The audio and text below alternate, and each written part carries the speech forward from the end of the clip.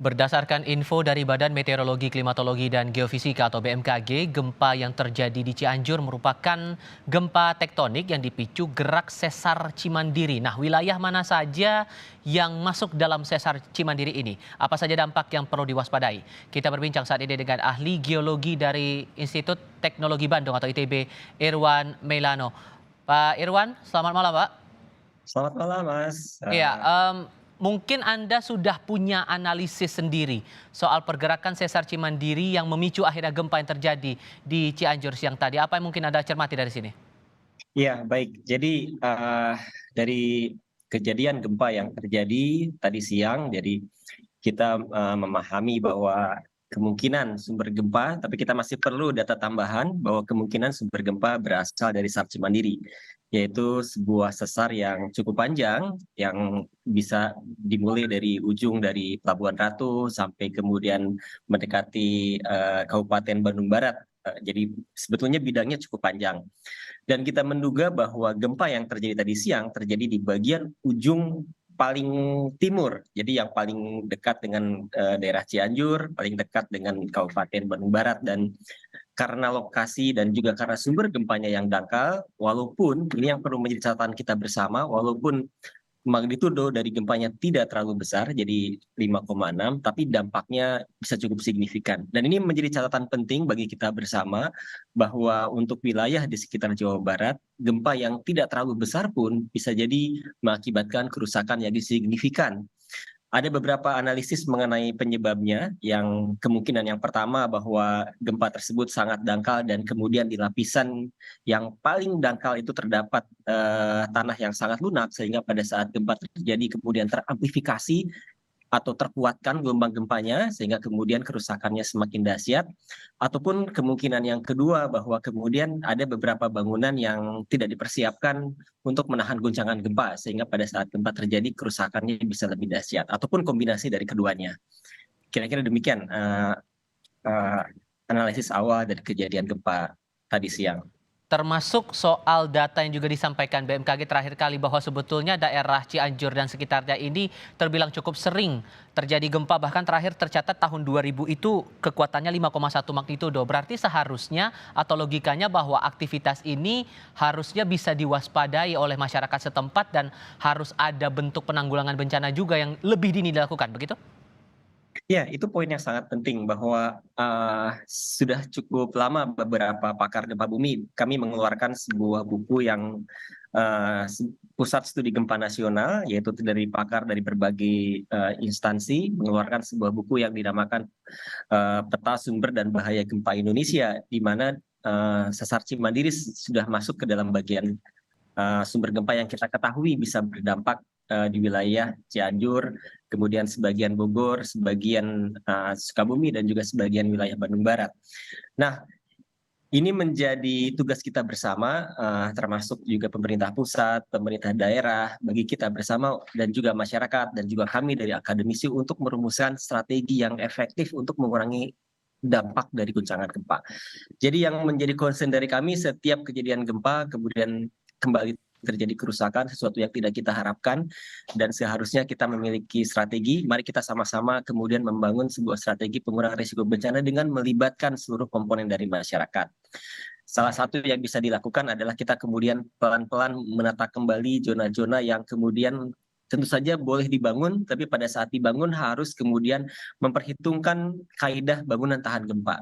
Jadi bukan berarti bahwa daerahnya memiliki sumber gempa tidak boleh dibangun, silakan, tetapi kemudian kita harus memahami kaidah pada saat proses membangunnya. Dan kemudian sesudah itu, kemudian kita pun harus memberikan penjelasan kepada masyarakat, apa yang harus dilakukan, memberikan pengetahuan kepada masyarakat pada saat terjadi kedaruratan dan juga mempersiapkan pemerintah daerah untuk memberikan respon yang terbaik lewat proses, pelatihan, evakuasi, dan sebagainya. Oke, 3 poin itu kita coba elaborasi lagi nanti. Cuman yang jadi pertanyaan saya begini, saat sesar Cimandiri ini aktif, apalagi patahannya Anda bilang sesarnya panjang sekali dari arah Pelabuhan Ratu sampai ke Kabupaten Bandung Barat, apakah ini juga ikut berpengaruh untuk sesar lainnya bisa aktif juga? Terutama seperti sesar Lembang begitu? Iya, Jack. Baik, jadi sesar Cimandiri adalah sesar yang panjang, tapi beberapa pakar, termasuk kami pun percaya bahwa sesar Cimandiri terbagi menjadi beberapa segmen. Jadi bukan berarti ketika panjang kemudian seluruhnya robek gitu ya. Walaupun kita paham bahwa potensi sesungguhnya tidak kita harapkan, tapi beberapa riset potensi sesungguhnya dari kejadian gempa di sesar Cimandiri itu bisa sampai di atas 7. Itu tidak kita harapkan itu terjadi, tapi Hmm. dari berdasarkan catatan historis itu pernah terjadi di tahun 1800-an bahwa gempa yang lebih besar dari 5,6 itu bisa terjadi. Hmm. Nah, pertanyaannya adalah apakah kemudian itu bisa memicu aktivitas sesar yang lain? Yang kita pahami bahwa misalnya yang cukup dekat dengan sesar Cimandiri adalah sesar Lembang. Jadi ujung dari sesar Lembang itu kemudian ujung barat dari sesar Lembang itu bertemu dengan ujung timur utara dari sesar Cimandiri. Hmm. Kedua sesar tersebut memiliki mekanisme sendiri, memiliki periodisasi gempa yang berbeda, yang kita harapkan bahwa kemudian kejadian gempa ini sudah berakhir di sesar Cimandiri, sehingga kemudian tidak memicu kejadian gempa di sesar Lembang. Karena kedua segmen tersebut, kedua sumber gempa tersebut, walaupun ada beberapa riset yang menyebutkan bahwa suatu sumber gempa ketika terjadi gempa, kemudian bisa melepaskan energi dan kemudian memicu potensi sumber gempa yang berdekatan untuk menjadi gempa lebih cepat gitu ya. Dan kita pun melihat ada beberapa bukti, misalnya kasus di gempa Lombok, di utara Lombok yang kemudian satu gempa memicu rentetan gempa yang lain. Tetapi saya berharap untuk kasus yang ini bahwa mari kita fokus pada upaya respon, upaya untuk menyelamatkan masyarakat, memberikan upaya terbaik tadi disampaikan oleh Pak Gubernur. Kami dari akademisi dari ITB siap membantu Pak Gubernur untuk memberikan respon terbaik, membantu masyarakat dengan harapan kemudian sumber gempa yang lain tidak terpicu akibat dari gempa sesar Cimandiri. Maka bisa dikatakan bahwa aktivitas dari sesar Cimandiri, kalaupun itu ada pergerakan, itu tidak akan berpengaruh pada sesar lain. Sifatnya parsial, begitu ya? Ya, itu menjadi harapan dari kami. Ada beberapa riset yang menyebutkan bisa jadi kemudian terpicu, tetapi kami sangat berharap bahwa itu probabilitasnya sangat rendah, kemungkinannya lebih rendah. Kemungkinan itu terjadi kalau Ya, jadi bahwa satu sumber gempa memicu sumber gempa yang lain itu bisa saja terjadi, tetapi kami sangat berharap bahwa probabilitas atau kemungkinan terjadinya itu rendah gitu ya, karena sebetulnya perlu ada kondisi dasar apabila suatu sumber gempa bisa terpicu oleh sumber gempa yang lain. Kondisi dasarnya bahwa sumber gempa tersebut harus sampai di saat puncak akan gempa gitu ya, hmm, dan kita sangat berharap itu tidak terjadi. oke. Sebagai pengingat saja nih, Pak, daerah sesar Cimandiri ini melintasi kawasan-kawasan mana saja sehingga ini jadi bahan kewaspadaan juga bagi masyarakat di wilayah kabupaten kota yang terkena atau terlintasi sesar ini? Iya, jadi baik. Jadi tadi seperti yang disampaikan juga bahwa ini bukan gempa yang pertama terjadi di zona sesar Cimandiri. Jadi saya lebih suka untuk menyebutnya zona ataupun wilayah sesar Cimandiri karena kita tidak bisa mengatakan satu bidang yang benar-benar lurus gitu ya. Bisa jadi kemudian bidang tersebut merupakan satu daerah yang memiliki luasan. Dan itu dimulai dari Pelabuhan Ratu, kemudian selatan Sukabumi, masuk ke selatan Cianjur sebagian, kemudian masuk ke beberapa bagian dari selatan Kota Bogor, dan kemudian masuk ke wilayah Cianjur juga. Jadi dan ada masuk juga ke beberapa wilayah mendekati Bandung Barat. Wilayah tersebut yang kemudian memiliki potensi kapanpun bisa terkena dampak dari gempa. Dan sesar Cimandiri kemudian dibagi untuk beberapa segmen, beberapa riset menyebutkan sampai 5 segmen. Nah, yang menjadi perhatian dari kita, pengalaman catatan dari gempa sesar Cimandiri, misalnya gempa tahun 2020, walaupun magnitudenya tidak terlalu besar, tapi berdasarkan catatan bisa menghasilkan beberapa kerusakan yang signifikan seperti yang kita saksikan tadi siang. Hmm. Salah satu penyebabnya bahwa karena ada lapisan sedimen yang sangat halus, bisa jadi karena produk vulkanik yang kemudian pada saat gempa terjadi maka kemudian mengakibatkan kita sebut sebagai amplifikasi atau perkuatan gelombang gempa yang kemudian menghasilkan dampak kerusakan yang signifikan. Untuk itu kita memberikan perhatian yang sangat serius pada bangunan yang ada di sekitarnya, Jadi bukan berarti tidak boleh dibangun, tapi pada saat membangun, mari kita perhatikan bangunan kita, memastikan bahwa kita membangun bangunan yang tahan dengan gempa.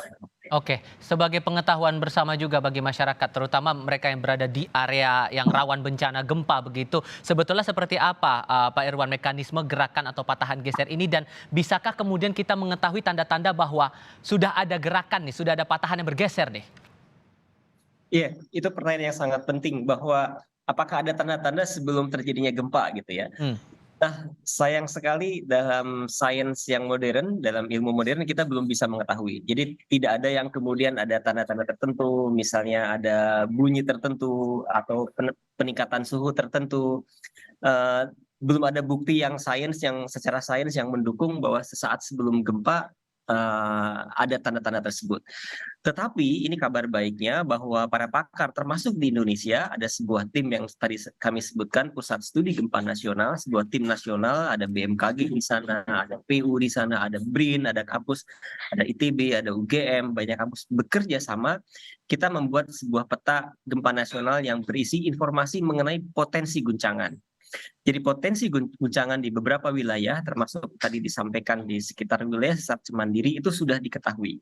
Nah, sesudah kita mengetahui potensi guncangan, walaupun kita tidak pernah tahu kapan guncangan itu mungkin terjadi, maka langkah selanjutnya adalah mempersiapkan infrastruktur kita, mempersiapkan bangunan kita, memastikan bahwa bangunan kita, infrastruktur kita, investasi kita dibangun bisa menahan guncangan tersebut.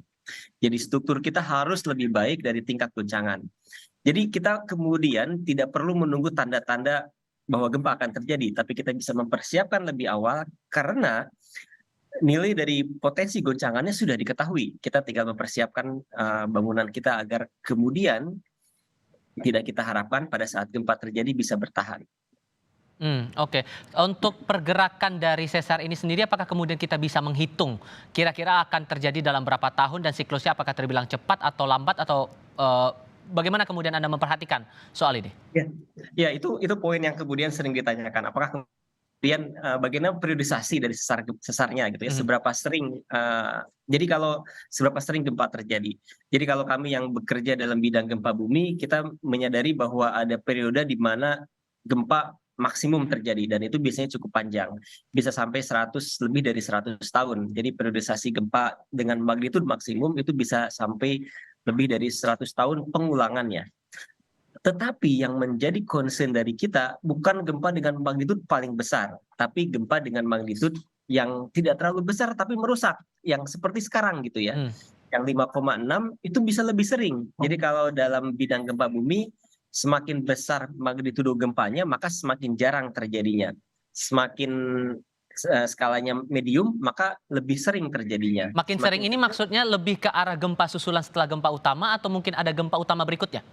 Ya, periodisasi terjadi gempanya. Jadi kan seperti tadi didiskusikan tahun 2020 juga pernah terjadi dengan magnitudo yang sama, yang artinya bahwa gempa-gempa dengan tidak terlalu besar, dengan magnitudo medium itu bisa sering terjadi. Tapi kalau magnitudonya yang besar di atas 6,5 gitu, itu mungkin jarang terjadi. Nah, justru yang menjadi concern dari kita adalah gempa yang tidak terlalu besar, tapi cukup sering terjadi, dan ternyata bisa berdampak cukup serius. Nah, ini yang kemudian perlu menjadi perhatian kita bersama. Kita tidak berharap ada sebuah gempa besar, tetapi ternyata gempa dengan magnitudo 5,6 kalau dalam bidang kegempaan tidak terlalu besar, berdasarkan pembelajaran yang kita dapatkan hari ini dan gempa-gempa sebelumnya, ternyata itu pun bisa cukup merusak. Jadi mari kita memberikan perhatian yang sangat serius pada upaya pengurangan risiko bencana gempa bumi, diantaranya adalah dengan memperhatikan kualitas bangunan di sekitar kita. Baik, refleksi dan evaluasi kita atas apa yang terjadi di Cianjur saat ini masih kita lanjutkan di seksi berikutnya. Pak Irwan tetap bersama kami, untuk Anda saudara pastikan tetap bersama Kompas TV.